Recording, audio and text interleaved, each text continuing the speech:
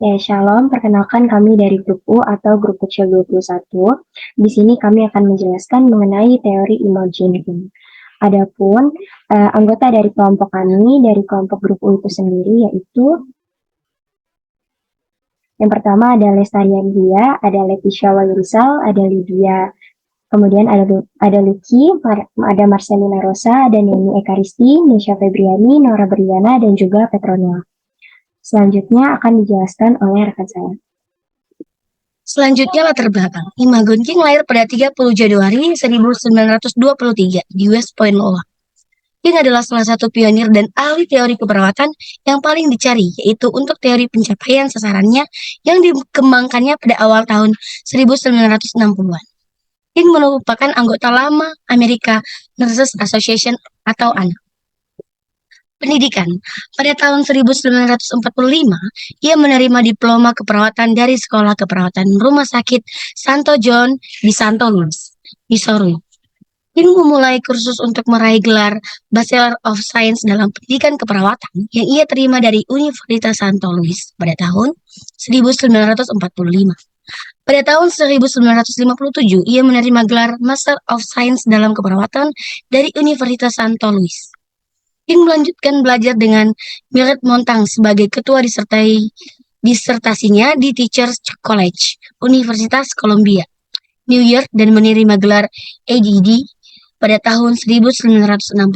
Imogen King meninggal pada 24 Desember 2007, 2 hari setelah menderita stroke. Sejarah teori. Teori pencapaian tujuan Imogen King pertama kali diperkenalkan pada tahun 1960-an. Dari judulnya sendiri, model tersebut berfokus pada pencapaian tujuan hidup tertentu. Hal ini menjelaskan bahwa perawat dan pasien berjalan beriringan dalam mengkomunikasikan informasi, menetapkan tujuan bersama, dan kemudian mengambil tindakan untuk mencapai tujuan tersebut. Faktor-faktor yang mempengaruhi pencapaian tujuan adalah peran, stres, ruang, dan waktu. Selanjutnya, tujuan perawat, yaitu membantu pasien menjaga kesehatan sehingga mereka dapat berfungsi dalam peran masing-masing. Menafsirkan informasi dalam proses keperawatan, merencanakan, melaksanakan, dan mengevaluasi asuhan keperawatan.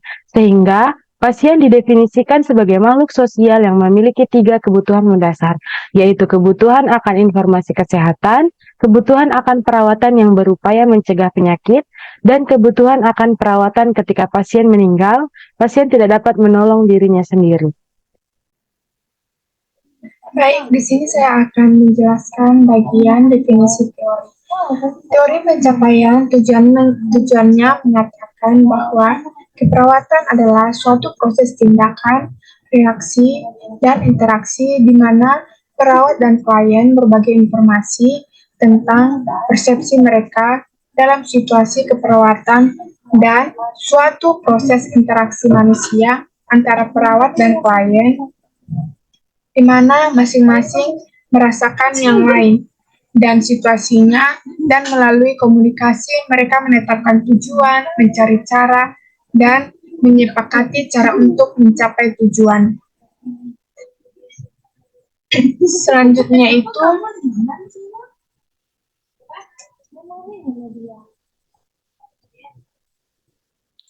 tujuan teori.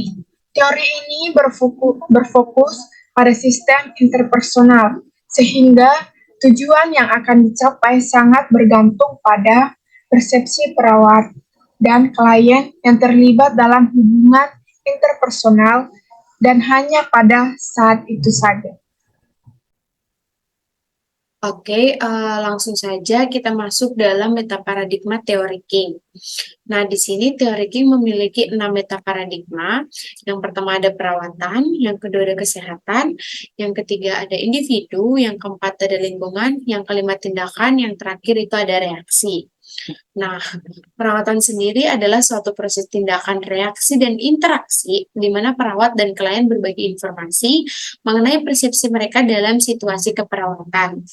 Sementara kesehatan merupakan pengalaman hidup dinamis seorang manusia yang mengandung arti penyesuaian terus-menerus terhadap stresor di lingkungan internal maupun eksternal melalui pemanfaatan sumber daya seseorang secara optimal untuk mencapai potensi hidup sehari-hari yang maksimal.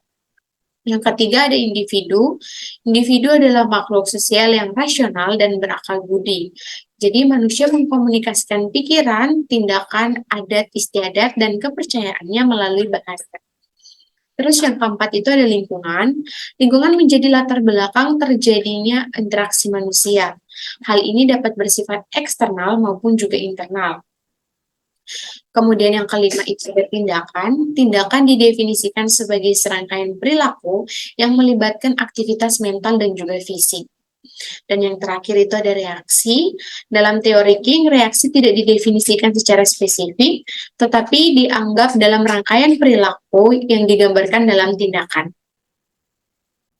Selanjutnya kita masuk kepada sistem dari teori pencapaian.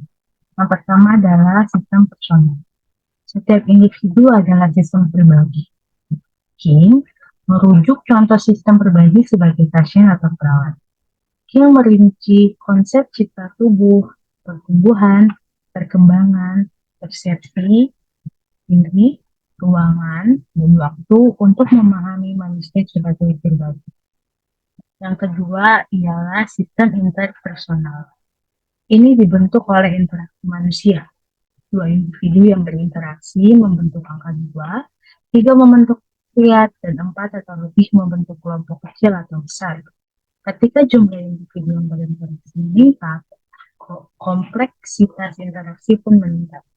Memahami sistem interpersonal memerlukan konsep komunikasi, interaksi, peran, stres, dan juga transaksi. Dan yang ketiga ialah sistem sosial. Sistem interaksi yang lebih menyeluruh terdiri dari kelompok-kelompok yang membentuk masyarakat yang disebut dengan sistem sosial.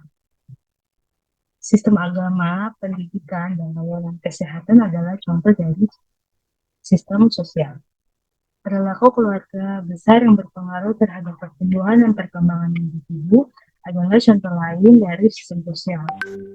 Dalam sistem sosial, konsep otoritas, pengambilan keputusan, representasi, kekuasaan, dan status memandu pemahaman daripada sistem tersebut. Selanjutnya adalah aplikasi teori dalam keperawatan. Bimbingan King menekankan proses keperawatan dalam model keperawatannya, yaitu langkah-langkah proses perawatan adalah pengkajian, diagnosa keperawatan, perencanaan, pelaksanaan, dan juga evaluasi. Yang pertama adalah pengkajian. Selama fase pengkajian, perawat mengumpulkan data tentang pasien, termasuk pertumbuhan dan perkembangannya, persepsi diri, dan status kesehatan saat ini. Persepsi menjadi dasar pengumpulan dan interpretasi data. Yang kedua ada diagnosa keperawatan. Fase ini dikembangkan dengan menggunakan data yang dikumpulkan dalam penilaian. Dalam mencapai tujuan, perawat mengidentifikasikan masalah kekhawatiran dan gangguan yang membuat pasien mencari pertolongan. Yang ketiga ada perencanaan. Fase ini diwakilkan dengan menetapkan tujuan dan membuat keputusan tentang cara untuk mencapai tujuan tersebut. Bagian dari transaksi ini adalah partisipasi pasien didorong dalam pengambilan keputusan mengenai cara untuk mencapai tujuan. Yang keempat ada implementasi. Tahap implementasi merupakan kegiatan aktual yang dilakukan untuk mencapai tujuan tersebut. Yang terakhir adalah evaluasi. Pada tahap evaluasi, perawat mengevaluasi pasien untuk menentukan apakah tujuan telah tercapai. Evaluasi melibatkan penentuan apakah tujuan tercapai atau tidak. Di sini saya akan menjelaskan kelebihan dan kekurangan teori King. Yang pertama, untuk kelebihannya, poin kuat utama dari sistem konseptual King dan teori pencapaian tujuan adalah bagaimana perawat dapat memahami teori pencapaian tujuan dan menggambarkan urutan kejadian yang logis. Yang kedua, teori pencapaian sasarannya menyajikan 10 konsep utama. Yang ketiga, konsep-konsepnya mudah dipahami dan berasal dari literatur penelitian yang dengan jelas menetapkan karya King sebagai hal yang penting untuk membangun pengetahuan dalam keperawatan. Yang keempat, definisi King jelas dan secara konseptual berasal dari literatur penelitian. Kekurangan teori King, yang pertama, teori pencapaian tujuan telah dikritik karena penerapannya yang terbatas di bidang keperawatan, di mana pasien tidak dapat berinteraksi secara kompeten dengan perawat. Yang kedua, keterbatasan lainnya berkaitan dengan kurangnya pengetahuan penerapan teori dalam memberikan asuhan keperawatan pada kelompok keluarga atau komunitas. Nah, yang ketiga, teori King juga mengandung beberapa konsekuensian. Yang pertama, dia menunjukkan bahwa perawat prihatin dengan layanan kesehatan kelompok, tetapi memutuskan diskusinya pada keperawatan yang terjadi dalam hubungan diadik. Yang kedua, King mengatakan bahwa perawat dan klien adalah orang asing, namun ia berbicara tentang kerjasama mereka untuk mencapai tujuan dan pentingnya pemeliharaan kesehatan. Sekian dari saya. Selanjutnya kesimpulan dari teori Imogen King yaitu King berkontribusi pada kemajuan pengetahuan keperawatan dengan mengembangkan sistem konseptual dan teori pencapaian tujuan jangka menengah. Dengan berfokus pada pencapaian tujuan atau hasil melalui kemitraan perawat dan pasien, King memberikan sistem konseptual dan teori jangka menengah yang telah menunjukkan kegunaannya bagi perawat. Di bidang perawatan kesehatan, tujuan akhir dalam hubungan perawat pasien adalah membantu pasien mencapai tujuannya untuk menjadi sehat.